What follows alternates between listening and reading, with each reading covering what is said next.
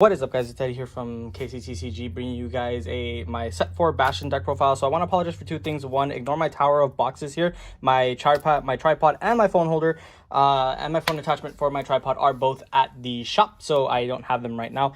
So we're gonna have to do with the tower of boxes here. And secondly, I do want to apologize because I didn't post a set 3 Bastion list, and that's simply because I didn't feel comfortable with the set 3 Bastion list. Bastion was really underwhelming in set 3, and it didn't really get a lot of tools to just make it super relevant still. Well, then personally, in my opinion, it's just the deck was fun to play, but at the same time, it just felt really bad when you're bored, when your entire deck was very board reliant. But yeah, so now we got set 4. We got Apex Suppressing Sword Bastion Prime, and the deck is definitely a million times better than it was in set 3. So starting off, we're gonna do with the ride line. We play base, fort, rooks, and Bastion. This doesn't change. I don't think this will ever change. People are opting to play the Blaster Dark ride line and the Blaster Javelin ride line, and while I think that's fine, I don't think you want to waste a CB early, especially in this deck where you're playing Lden. But yeah, especially in this deck where you're playing Lden and you want to drop Lden as your first 2 CB, and especially because you don't want to be taking a lot of damage too early, you're never gonna have the 3 CB for Lden. For Blaster Dark and Lden, unless you heal out, and even then, sometimes you just, again, don't want to be taking that much damage early. So 2 damage is your sweet spot before you ride grade 3. So moving on, we have 4 of the big boy, the new boy, 4 Apex Suppressing Sword Bastion Prime. So Bastion Prime is one of the new tools that we did get in set 4, which, oh my god, It turns Bastion into a 5-attack deck, which is something that Bastion really needed. It needed a way to push out more attacks. Unfortunately, it didn't get a Vanguard restand, which is something that I wanted. But Bruce got, which is fine. But his effect is during your turn, all your front row gain plus 2k. So it's half of the Bastion effect of Apex Ruler Bastion's effect. It only gives it to the front row, but it gives it to any front row, not just grade 3s. So that's pretty good. It turns everything into a 15k beater for the most part. But yeah, his second ability is when you drive check at the end of the battle that you drove check a grade 3 or greater unit, because this is a grade 4. If you reel it into drive check, you can still use this Bastion's effect. You can ditch a Bastion from your hand, or ditch a Bastion from or soul blast a Bastion from the soul. And then you get to stand all your grade 3 rear guards, and they get 10k power, so he gives 20k to the columns, which is pretty nice. It makes your numbers extremely big, and I'm very happy that we finally got Bastion Prime. I don't have the SSRs because I don't like the SSR art. The SP art gives us the horses in the back, so yeah. So moving on, like I said, the Apex Bastion does need to ditch a Bastion, so we do play 3 persona, the extra 3 Bastion. Now this is something that is a trend in a lot of Japanese lists, and that's simply because if you don't draw into Apex Ruler Bastion, if you don't draw into a Bastion Prime, the deck suffers a lot. You want to always have the option to either persona ride or go into your grade 4. Especially on your second grade 3 turn, because if you don't have either of those, you're not pushing out as much damage as you would like to, especially if you went second. So there are some games where you just don't see grade 4 Bastion because you don't ever want to really hold it in your mulligan, because your ride line specifically only has to reveal grade 3s. It doesn't reveal grade 3 or greater. So that kind of means that grade 4 Bastion is a dead card in your hand until until you go into your second grade 3 turn. So it's always good to just have the persona ride just in case. It gives 10k to the front row, and it still makes your numbers big, but it's just another secondary option in case you do end up not finding Bastion Prime, which does happen on more than one occasion, especially because personally I don't like holding it in my opening mulligan. Next we play 4 Grand Heavenly Sword Lden. So this is I think Lden is a mandatory 4 of.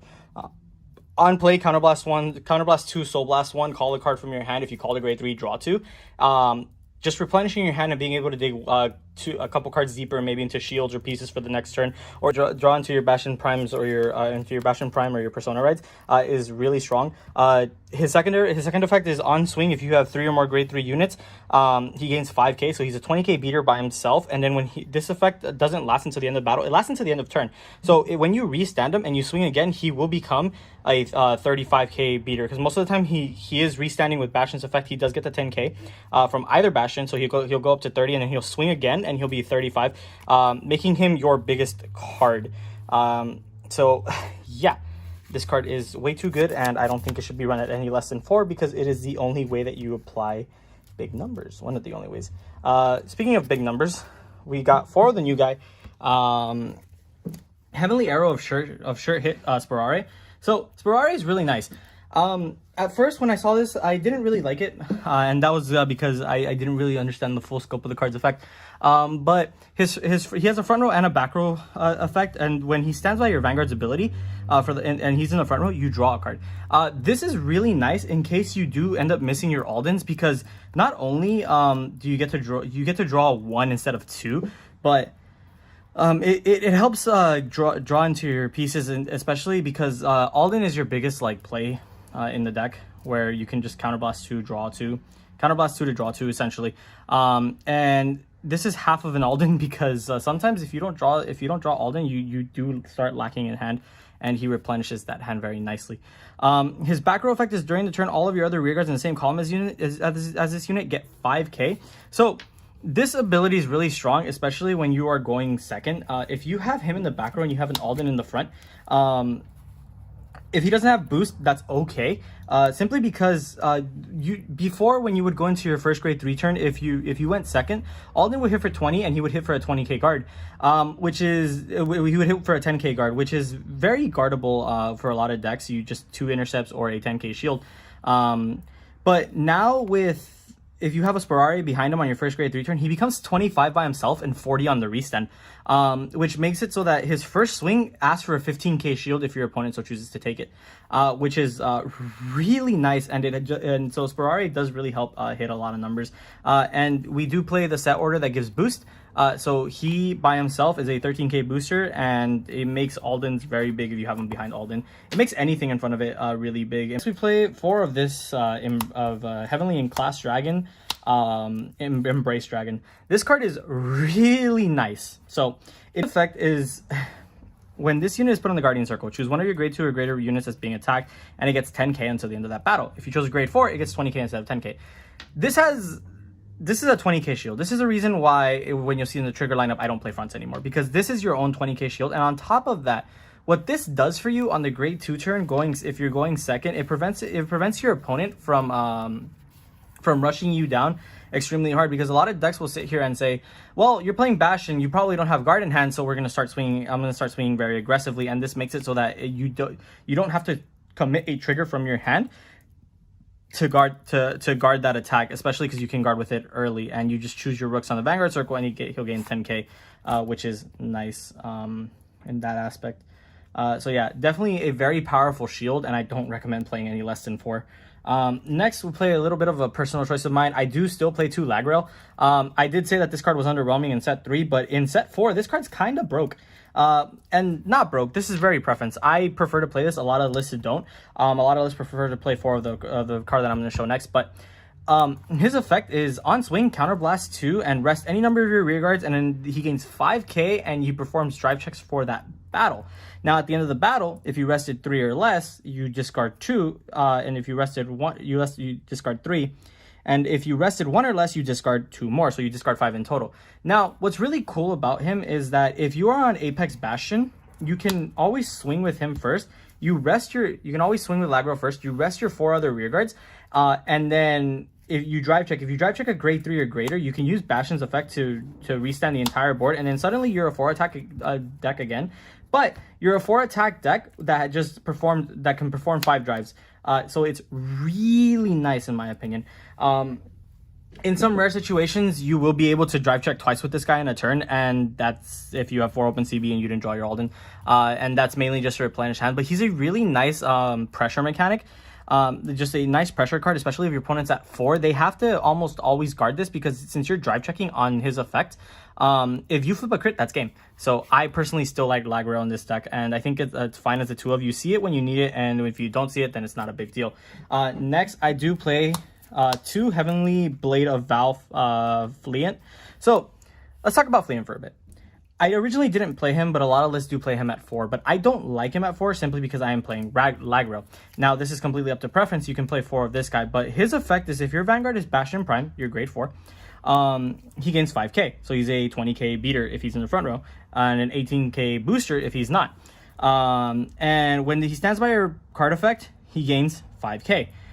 So this is nice as a pseudo, as another, just like Ferrari, as another pseudo replacement to lden, where if you don't have your lden, and he'll restand for I believe a 30k body, which is 5k less than lden, but it's fine. It's just another backup. I wasn't originally playing this, but back in my play, I was originally playing Refluke to give 10k power to a column. But looking back at my testing, I didn't really need the soul when it came to Refluke. And with him, at least, I know that his 10k, quote-unquote 10k, will pay off eventually. And he makes bigger columns mid-battle phase, and he's always going to stay unless you're playing against something like Prism. Unless you're playing against something like Prison or something that can retire your board. But he will always be there to stay, and he will always be a consistent 18 to 28k booster, or a 33k booster, especially, like I said, if you're on Bastion Prime, he's an 18k attacker. If he's an 18k booster if he's in the back row, and then when he resends, he goes up to 28 and 33, and then he goes to 33 after that with Bastion Prime's effect. So it's a very beefy booster, and he's 35 if he's just in the front row, so he's very beefy, and it makes your columns extremely beefy, which is really nice. Now, I've been talking about boost, and that's simply because we do play 3 of Will to Protect. It's Pride to Protect in the English, but it was Will to Protect in JP. I don't know why they changed that. But you can play this card with a cost of discard 1, and all your grade 3 rear guards get boost. Now, personally, I didn't play this before simply because I didn't like having a full board in Bastion, because none of the cards really ever required me to have a full board. And now that Bastion Prime kind of just requires you to have a full board, it doesn't hurt to get the boost. You can also play Dark Strain, but that is another build. But I do like this because it is a permanent give boost. Yeah, granted, it's ditch 1 card from your hand, but most of the time you just ditch cards that you don't need at the moment, or you ditch like your dead draw triggers. But yeah, that's it for the grade 3 lineup. Moving on to the grade 1 lineup, we only play 4 PGs because we don't want to whiff in this deck. We don't play any other grade 1s besides PGs, because on your first grade 3 Bastion turn, these things are dead. Especially if you end up staying on Bastion on Apex Ruler and you end up Persona writing, these cards are extremely dead, because they don't trigger Bastion's effect, so you don't want to increase your brick count. So that's pretty much it. PGs are PGs, and I don't play any, and that's the reason why I don't play any other grade 1s, because they break. Moving on to the trigger lineup, we do play 1 Overtrigger. Overtrigger's OP in this deck for the most part. We do play 4 Blade Feather Dragon. So Blade Feather Dragon is Blade Feather Dragon. He is an insult crit, and if you call him off the rooks or off of the fort effect, it doesn't feel bad because you can just immediately shove him into the soul to give power to something, which doesn't really come up ever. He's mainly just a shield. We do play 8 crit. We do play 4 Gurgant. So we do play 8 crit, and that's specifically because I am playing lagrail. I know that a lot of people are playing Rainbow Trigger in their deck. I don't disagree with Rainbow Trigger, but I do think that because we're playing lagrail in the deck, I do think that it is warranted to play crits, because you always want to have the potential to flip a crit when you need it. Next, we play 3 Protection Magic Prorobi. Try saying that 5 times fast. But anyways, we play 3 of the new draw trigger. It's a 10k shield, but most importantly, like, this deck does need hand, and this is one of the ways that you feel your hand is by hitting draw triggers. So it doesn't feel too bad. And again, 10k shield, you can block smaller attacks without having to ditch a 15k shield from your hand. So it's nice. And then we play 4 Arches as our heal trigger. So yeah, that's it for the deck. I'm gonna go over into some choices, into some of the choices that you could play in this deck that I don't personally play, and I'll give you the reasons as why I don't. First off is 4 front triggers. While this is a 20k shield, we do get the 20k shield in Heavenly Embrace Dragon, Embrace Dragon. But also, like I said, people were playing Rainbow Trigger mainly because a different fight had a list with Rainbow Trigger, and well, again, I don't disagree with that. I think if you're playing lagrail in your deck, you do need the crit pressure, and this deck wants to end games extremely fast. So the more crits you flip, the better. But again, trigger lineup is totally up to preference. If I did play this, I would only play 3 because I still want the crits in the deck. So yeah. Next is Refluke. Now, I was playing Refluke before, but as I explained with Phylin already, Phylin has the same power gain as Refluke. but it's just at different times, which doesn't really hurt. And I think that putting this into the soul doesn't do anything for you, because you don't use soul in this deck for anything anymore, especially because we're not playing Darkstrain.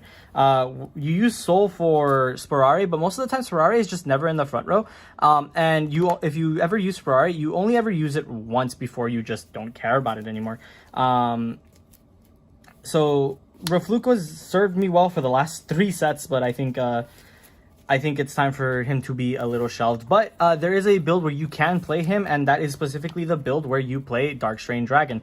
I do play Pride to Protect, so that is the reason why I don't play Darkstrain. But if I had the option to play this, I would, but that would mean putting back in Rafluke into the deck. And then to complete like this sort of package, we're going to talk about Form Up Ochos and Knights. So I do think that this is a package here. These 12 cards are a package that you could play in the deck, and you could interchange it depending on your liking. The reason I don't play Form Up anymore is because, first of all, your grade 4 Vanguard has triple drive already, but if you read Form Up Ochos and Knights text, it literally says according to the number of grade 3 units, and that would count the Vanguard before. But since if you're going to be on grade 4, you always have to have 4 other grade 3 rearguards on the field, which sometimes just doesn't happen in this deck anymore. So especially because we're not playing bodies that stay. Well, we are playing bodies that stay, but we're not playing things like Darkstrain in the deck anymore, which is why I say that this is a package, because Darkstrain is a global booster, and it's also a body. It's something that gives boost to all your grade 3s, but it's also a body that stays on the board. So yeah, like I said, I think these 3 cards are definitely a package that you could play in the deck. And that's mainly because Rafluke fuels the soul for this. And I think if you were to play these 3 cards as a package, I think you would remove the lagrails and defilements, and then you would remove the order for this order, and then you'd probably figure out space for like 2 Darkstrain. And I think that would be, you would cut 1 Ferrari, and you would probably cut 1 Embrace Dragon. But yeah. Even then, again, I think if you were to play this package, the package more realistically looks like this as a 4-3-2 suite, and that's if you still want to play this set order. But yeah, that's it for the deck profile. I hope you guys enjoyed it.